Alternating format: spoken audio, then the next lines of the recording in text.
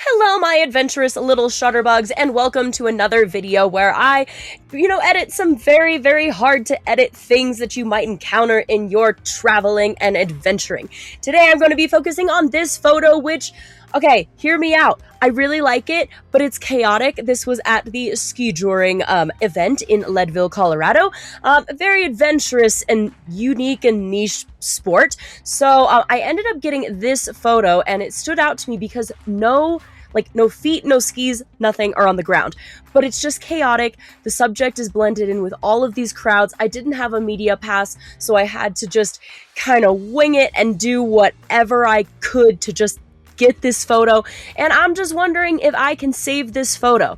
Now, there's a lot going on here. Today, I'm going to be doing something a little different. We're going to have a little fun with editing, and that's where your subject is in color, but the background is black and white. So I'm going to be showing you how to do this with your travel photos, because this can be literally implemented to every single travel photo that you have, and I'm going to be using masking for this. So stay tuned. Let's make this photo as pretty as we possibly can.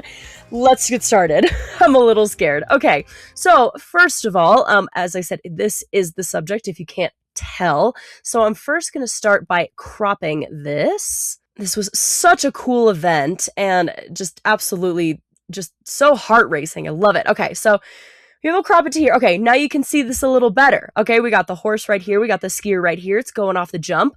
And then I'm going to put this into, I always do Adobe Landscape. I always shoot in RAW just because it gives me more flexibility with editing. And right away, my cat is meowing. He really wants to go outside for a walk. So right away, I am going to be using some just use generative AI just to get rid of some of these signs because they're very distracting. Like, I don't really want Leadville liquors, beer, wine, and liquor in my shot. So let's see if we can get rid of these just to start off. Okay, see, perfect. I'll go through, see which one's best. Okay, I like that one.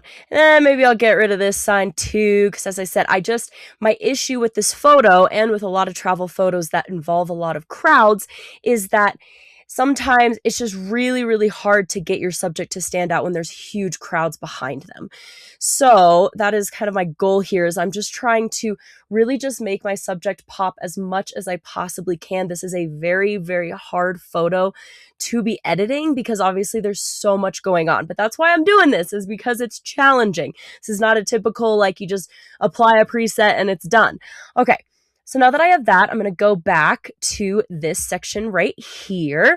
I'm going to turn on the denoise. And now that I have that on, I'm going to go up here just to my light, and I'm just going to do some very, very small tweaks. I'm looking at this histogram up here. Again, I'm just making sure, maybe like increase the contrast just a little bit to make this snow spray pop. Yeah, maybe decrease the highlights in the snow. Maybe increase the shadows just because I do want to see this building up here just a little bit. Increase the whites. Yeah, then maybe increase the blacks. For the S-curve, I'm just going to do a very small S-curve. Maybe push a little bit more in this area. Just to, again, I just want that snow spray to be as heavy as I possibly can without looking too saturated up there, like a weird Instagram filter or something like that. As for the white balance, it is looking a little warm. So I'm going to go over here, take my eyedropper. Okay, that's a little bit better. I might push it a little bit more towards blue. As I said, all this stuff isn't going to matter. This is just small tweaks. The real magic is going to come from the masking. With the color mixer, I'm going to leave that alone. I might pull down his green pants just a little bit. They're a little bright for my taste. And then for the color grading, since I do want those cool winter tones, I might go a little bit more towards this teal. Again, just so small. And then for the highlights, push it to the opposite side of the color wheel. Again, just to create a more balanced shot. So again, there's before, there's after. I'm starting to like it, I might push some texture, push some clarity. For vignette, my magic number is -11-ish, so just kind of brings everything back in there. And I think that's it for this section. Now we're going to go to the real magic of the photo. What you have all been waiting for is the masking. So what I'm going to do here is normally you can do the subject. However, this is such a crazy photo. Yep, it's going to think that the building is the subject, and that's not the case. So I'm going to go ahead and delete this by left clicking it, and then I'm going to go to object. Let's try that. And I'm going to just try to highlight everything in here. Okay, so it did do a pretty good job here of highlighting. We might need to do a little bit of work here. So I'm going to take my brush. I'm going to really come in here, and I'm going to just highlight these skis just a little bit because I want the skis to be in color while the rest of it's out of color. I did kind of overcolor that, but don't worry, we will fix it. And then if you see here, there's some stuff in here that I don't want to be colored, and it's going to look a little weird. So I'm going to, again, take that brush, but instead click this minus button. And again, I'm going to go through here. I might decrease the size of this just a little bit. And I'm just going to go clean this up. I know this can be a little tedious. I know. But it really, really makes a difference when, they are popping in the color and the entire background, especially because this is like a Wild West town, kind of like the idea of some of it being in black and white, giving it that old-timey feel. Also, this area right here, we don't want that in color. No. We don't want any of her behind him to be in color.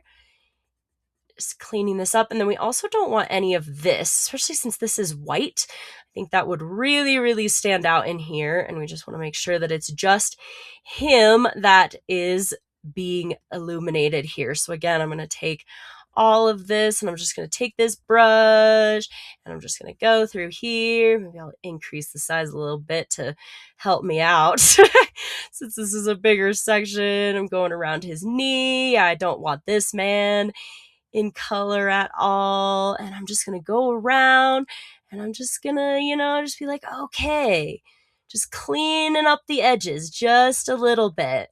Now let's do the horse. So same kind of thing. I'm going to hit this plus button. I'm going to go to object, and I'm just going to try to get all of it in there. Okay, it was close. I missed the head. So we'll just do it again. So I'm going to do object. Okay, we're getting there. We're getting there. Again, same thing as the skier. Sometimes it's just not perfect here. You gotta kind of, sometimes it's really nice. Like if you have a very clear, defined subject, this will be very, very easy. But again, that's why I chose this photo, is because the subject is kind of mixing in with a lot of different things. I think that actually might be good. Oh, wait. We gotta get her arm. We gotta get her arm here. Her arm needs to be in color. Okay, right there. We're gonna just color in her arm. Okay, so here's where the magic happens. We have both of these selected. I'm going to hit Control, and I'm going to click on the mask and say duplicate and invert. This is going to basically do everything else, and the magic is going to happen when we bring this saturation all the way down, and boom, look at it. Yes, even just that, look at how much that pops versus that. I can't even see them. Now I can. Is it perfect? No. But are we trying to salvage something? Yes. Another thing that you can do, now that you've got both of these isolated, is, maybe you want to go through here. You want to be like, okay, I'm going to increase the exposure, increase the contrast a little bit on these guys. Just kind of going through and kind of just seeing what you like, what you prefer. This is all very personal preference and bias and whatnot. And same with this, just because it's in black and white doesn't mean we can't do some, things to it. If it's still a little bright, we could, obviously that looks a little fake, but, we could just decrease the exposure a little bit, we decrease the contrast. Actually, no, I want to keep the contrast because I want this. I'm going to actually increase the contrast so that we can still see the snow spray. But very, very slight things, again, just to make that pop. Ooh, look, if I do the whites on that, that really makes that snow spray pop. Okay, love that. And again, I'm looking at this histogram. It looks pretty nice. We're not clipping anything.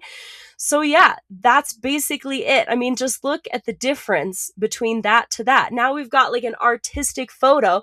This is a photo that I was so sad about. I was culling and I was like, oh my gosh, this is so epic. Everybody's off the ground, but I can't see it at all. And it went from a photo that I would have said to the bin to, hey, that's actually a pretty cool artistic photo. So this is just to show you that sometimes editing can make all the difference in the world with these adventure travel photos. And of course, here's the before and the after. What do you think? How would you edit this photo differently? Do you have a different style that you would use to isolate colors and make some things black and white and some in color in order to make subjects pop? I want to hear all of your experience, and also if you have photographs skijoring, please let me know, because I thought this was so fun and such a challenge to photograph. So thank you for watching. Here's my cat. See, look, I have a cat tax on this editing video. Thank you so much for watching. I'll see you next time, and here's to living adventurously through your lens. Just a little editing buddy.